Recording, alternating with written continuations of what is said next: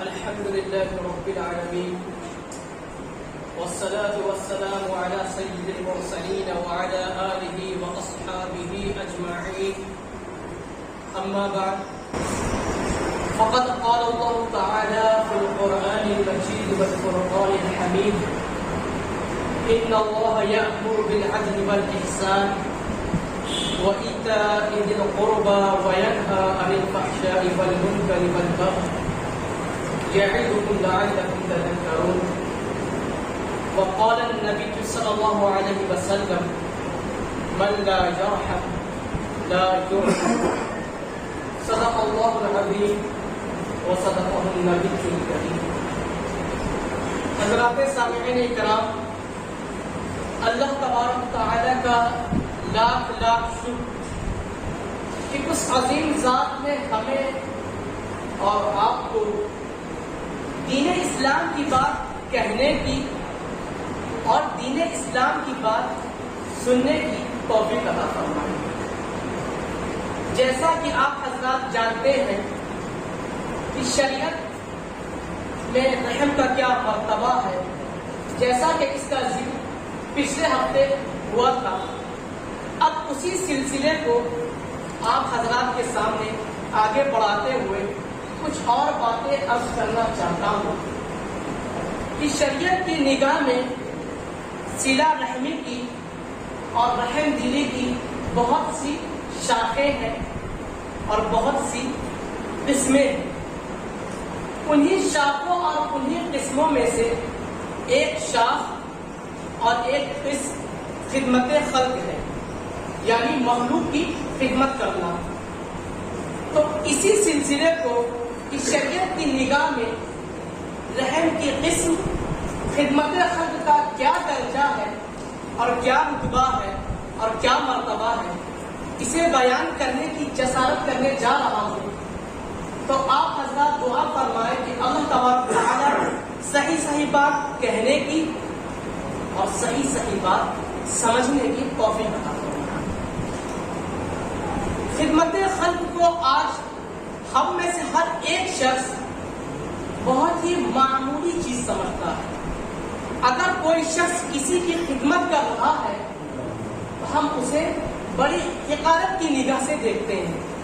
اگر کوئی شخص کسی کا کام کر رہا ہے تو اسے ہم بڑی ہی گری ہوئی نظروں سے دیکھتے ہیں، کیونکہ ہم نے شریعت کے احکام کو سمجھا نہیں ہے.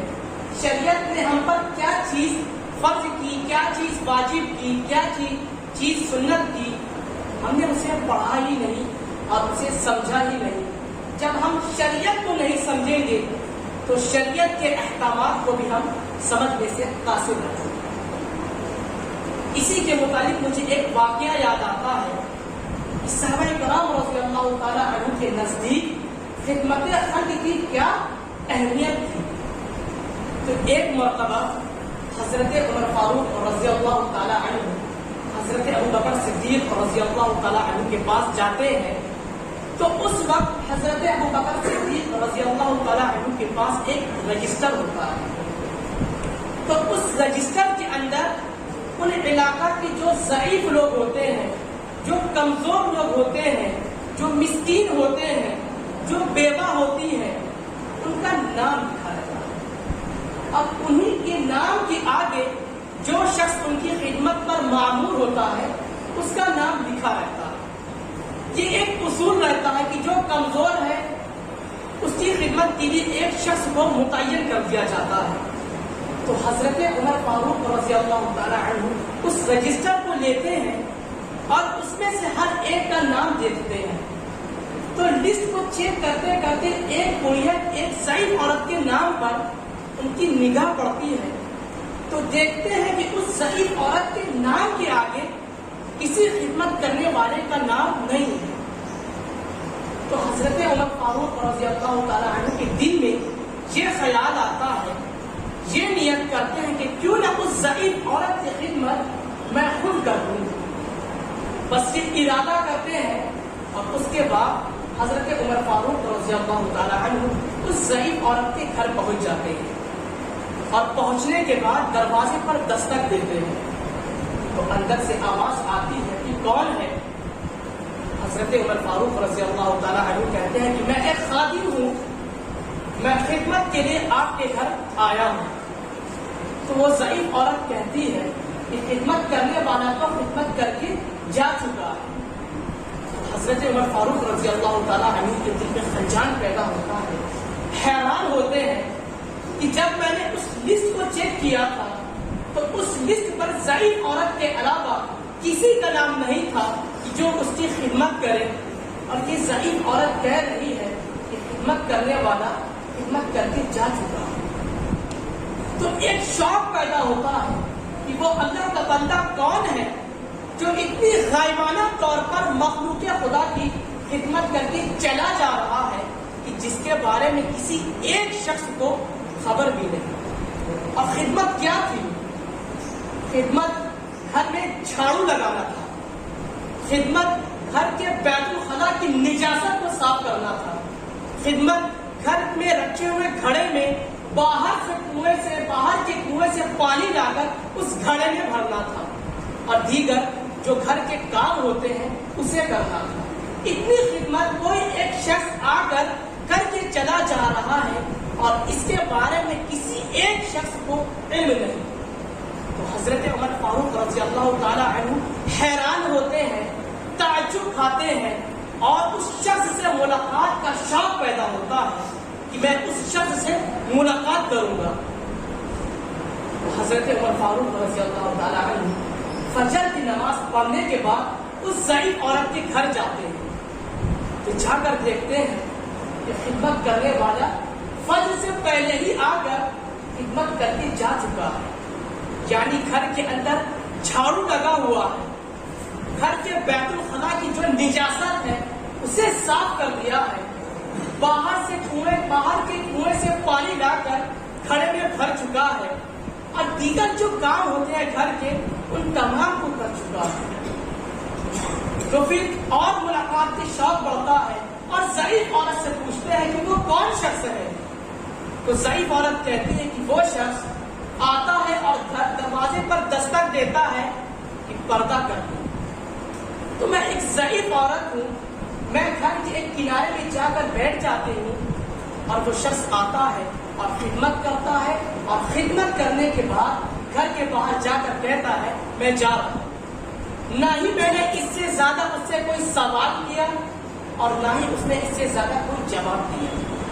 تو حضرت عمر فاروق رضی اللہ تعالیٰ عنہ سوچتے ہیں اب میں اگلے روز تہجد کی نماز پڑھنے کے بعد اس شخص سے ملاقات کروں گا۔ پھر اگلے روز تہجد کی نماز پڑھتے ہیں، اور پڑھنے کے بعد چلے جاتے ہیں اس ضعیف عورت کے گھر، اور جا کر دیکھتے ہیں تو پھر وہی خدمت کرنے والا تہجد سے پہلے آ کر گھر میں جھاڑو لگا چکا ہے، بیت الخلا کی جو نجاست ہے اسے صاف کر چکا ہے، گھڑے میں پانی بھر چکا ہے، اور دیگر جو گھر کے کام ہوتے ہیں اسے بھی انجام دے چکا ہے۔ اور حضرت عمر فاروق رضی اللہ تعالیٰ کے دل میں اور شوق پیدا ہوتا ہے کہ وہ کون شخص ہے جو تہجد سے پہلے بھی آ کر خدمت کر کے جا رہا ہے۔ وہ یہ ارادہ کرتے ہیں کہ میں آج عشاء کی نماز پڑھنے کے بعد گھر نہ جا کر اس ضعیف عورت کے گھر کے باہر چھپ کر بیٹھ جاؤں گا اور اس شخص سے ملاقات کروں گا۔ تو حضرت عمر فاروق رضی اللہ تعالیٰ عنہ عشاء کی نماز پڑھتے ہیں، اور عشاء کی نماز پڑھنے کے بعد اس ضعیف عورت کے گھر کے باہر چھپ کر بیٹھ جاتے ہیں، اور دیکھتے ہیں کہ لوگ آ رہے ہیں جا رہے ہیں، لوگ تفریح کر رہے ہیں، لیکن جو خدمت کرنے والا ہے وہ دکھائی نہیں دے رہا۔ اور جیسے جیسے رات کی تاریکی چھا جاتی ہے، سارے محلے کے لوگ نیند کی آغوش میں چلے جاتے ہیں، دور دور تک کوئی شخص نظر نہیں آتا ہے۔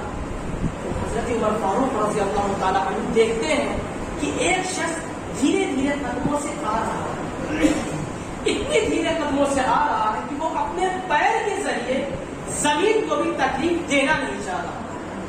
وہ دھیرے دھیرے آتا ہے، اور جب قریب آتا ہے تو دیکھتے ہیں اس کے پیر میں چپل بھی نہیں، اس کے پیر میں جوتی بھی نہیں۔ تو جیسے ہی وہ خدمت کرنے والا اس ضعیف عورت کے گھر کے پاس پہنچتا ہے تو حضرت عمر فاروق رضی اللہ تعالیٰ عنہ اس شخص کو پکڑ لیتے ہیں اور پکڑنے کے بعد سوال کرتے ہیں کہ تم کون ہو؟ اچانک آواز حضرت ابو بکر صدیق رضی اللہ تعالیٰ عنہ کی آتی ہے کہ میں ابو بکر ہوں، میں ابو بکر ہوں۔ یہ وہ شخص ہے جس کے بارے میں اللہ تبارک تعالیٰ نے کہہ دیا کہ میں اس سے راضی ہوں۔ یہ وہ شخص ہے جس کے لیے جنت کا پروانہ لکھ دیا گیا ہے۔ یہ وہ شخص ہے جب آپ صلی اللہ علیہ وسلم کا کوئی ساتھ نہیں دے رہا تھا تو یہ تنہا آپ صلی اللہ علیہ وسلم کا ساتھ دے رہے ہیں۔ پھر حضرت عمر فاروق رضی اللہ تعالیٰ عنہ سوال کرتے ہیں امیر المؤمنین آپ کے پیر میں جوتی کیوں نہیں ہے؟ حضرت ابو بکر صدیق رضی اللہ تعالیٰ عنہ کہتے ہیں میں یہ نہیں چاہتا کہ میری جوتی کی آواز سے محلے کے سوئے ہوئے لوگوں کی نیند میں خلل واقع ہو۔ اتنا لحاظ کر رہے ہیں، ایک طرف اعمال صالحہ کر رہے ہیں اور دوسری طرف اللہ کی مخلوق کی نیند میں خلل واقع نہ ہو، اس کا بھی لحاظ کر رہے ہیں۔ آج اسی واقعے کو آج ہم اپنی زندگی میں دیکھیں کہ وہ حضرت ابو بکر صدیق رضی اللہ تعالی عنہ اپنے اعمال صالحہ میں، اپنے نیک عمل میں مخلوق خدا کو ذرہ برابر تکلیف نہ پہنچے، اس کا لحاظ کر رہے ہیں۔ اور آج ہم اپنے اعمال بد کے ذریعے، اپنے برے اعمال کے ذریعے، اس اعمال کے ذریعے جس کو شریعت نے سرے سے ناجائز اور حرام قرار دیا ہے، ان اعمال کے ذریعے مخلوق خدا کو ذرا سی نہیں بلکہ بہت زیادہ تکلیفیں دے رہے ہیں، حتیٰ کہ ہمارے اعمال بد کے ذریعے، ہمارے ناجائز اور اعمال کے ذریعے، ہمارے حرام اعمال کے ذریعے آج لوگ اپنے بستروں پر ساری رات روتے ہیں، اپنی قسمت کو کوستے ہیں۔ کیوں؟ ان کے ذریعے ہم نے اعمال بد کے ذریعے پریشان کر رکھا ہے۔ تو سوچنے کا مقام ہے جس کے لیے جنت کا پروانہ لکھ دیا گیا ہو، جس سے اللہ نے کہہ دیا کہ میں تجھ سے راضی ہوں، جو تمام بشر میں سب سے افضل بشر ہے، جو تمام نبیوں کے بعد سب سے افضل انسان ہے، وہ شخص خدمت خلق بھی کر رہا ہے اور لوگوں کو ایذا نہ پہنچے، لوگوں کو تکلیف نہ پہنچے، اس کا بھی لحاظ کر رہا ہے۔ تو اسی واقعے کو آج ہمیں اپنی زندگی میں لانا ہے۔ اگر کوئی شخص خدمت خلق کر رہا ہے تو یہ بہت سعادت کی بات ہے۔ اگر ہم آج کسی کے کام نہیں آ رہے، یہ بڑی ہی بہت ہی خراب بات ہے، اور اللہ تبارک تعالیٰ نے ہمیں اس کی توفیق نہیں دی کہ ہم کسی مخلوق خدا کو خدمت کر سکیں، مخلوق خدا کو راضی کر سکیں۔ چونکہ وقت کی قلت دارنگیر ہے، اس وجہ سے میں اپنی بات یہیں پر ختم کرتا ہوں اور دعا کرتا ہوں کہ ہمارے دل کے اندر اللہ تبارک تعالیٰ خدمت خلق کی جو اہمیت ہے، جو درجہ ہے، جو اس کا مرتبہ ہے، سمجھنے کی توفیق عطا فرمائے اور خدمت خلق کی ہمارے دل کے اندر محبت پیدا فرمائے۔ اللہ تبارک تعالیٰ ہمیں کہنے اور سننے سے زیادہ عمل کی توفیق عطا فرمائے۔ وآخر دعوانا